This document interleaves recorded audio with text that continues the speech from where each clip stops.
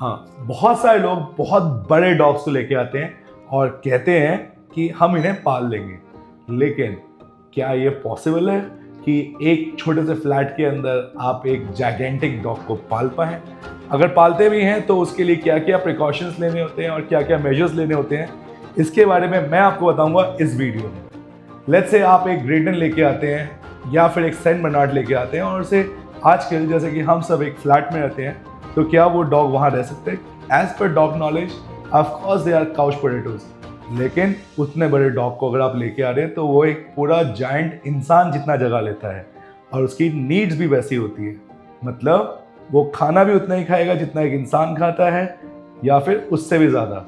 Workouts उसको भी चाहिए होते हैं, मतलब हाथ पैर स्ट्रेच करने के लिए उसको पार्क ले जाना जरूरी है, वरना उसके जो पंजे हैं या जॉइंट्स हैं वहाँ पे गांठें पड़नी स्टार्ट हो जाती है और उसकी जो नीड्स हैं वो बहुत अलग होती है। लेट्स से आपके घर में एक बच्चा आ जाए जो कि बहुत बड़ा है और उसका वेट अराउंड 40 से 50 किलो या 70 किलो है और वो आपके ऊपर उछल रहा है, कूद रहा है, लेकिन उसका जो माइंडसेट है वो अराउंड एक 2 साल के बच्चे जितना है, तो आप क्या करोगे?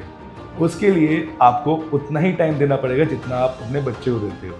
तो डेली उसे वॉक पे लेके जाना पड़ेगा, मैदान में छोड़ना पड़ेगा, उसके साथ ट्रेनिंग करनी पड़ेगी, आपको समझना पड़ेगा कि उसकी डाइट में क्या क्या न्यूट्रिशन की ज़रूरत है, क्या क्या खाने में देना चाहिए। तो सबसे पहले आते हैं इसके खाने के ऊपर। लेट्स से अगर आप एक जायंट ब्रीड लेके आते हैं और आप सोचते हैं कि जो आप पोमेरेनियन को देते हैं या फिर आप लैब्राडोर को देते हैं उससे उसकी पूर्ति हो जाएगी, तो वो बिल्कुल भी नहीं। उसकी न्यूट्रिशनल नीड्स बहुत ज़्यादा हाई होती है क्योंकि उसके बड़े पैर होते हैं, बड़े मसल्स होते हैं और उस चीज़ के लिए आपको क्या करना पड़ता है, आपको उसे adequate amount of collagen and protein देना पड़ेगा जिससे उसके जॉइंट्स और मसल्स को सपोर्ट मिले बचपन से ही। वरना हमने बहुत बार देखा होगा कि बहुत जायंट ब्रीड्स होते हैं, उनके हिप्स और जॉइंट्स के इशू सबसे ज़्यादा पैदा होते हैं। अब आते हैं उसके नेक्स्ट नीड पे। नेक्स्ट नीड की बात करें तो उस डॉग को आपको पार्क में डेली सुबह शाम लेके जाना पड़ेगा, क्योंकि आजकल हम सब बहुत छोटे इन्वायरमेंट में रहते हैं, बहुत छोटे छोटे कमरों में रहते हैं, तो वहाँ पे वो डॉग भागा दौड़ी नहीं कर सकता, खेल नहीं पाता और इस वजह से उसकी स्ट्रेचिंग नहीं हो पाती। तो एटलीस्ट मान के चलिए 1 घंटा उसे पार्क में खुला छोड़िए जिससे वो भागा दौड़ी करे, अपनी एनर्जी को रिलीज़ कर पाए और घर आके शांति से आपके सोफे पे लेट जाए। अब बात करते हैं डिसिप्लिन की।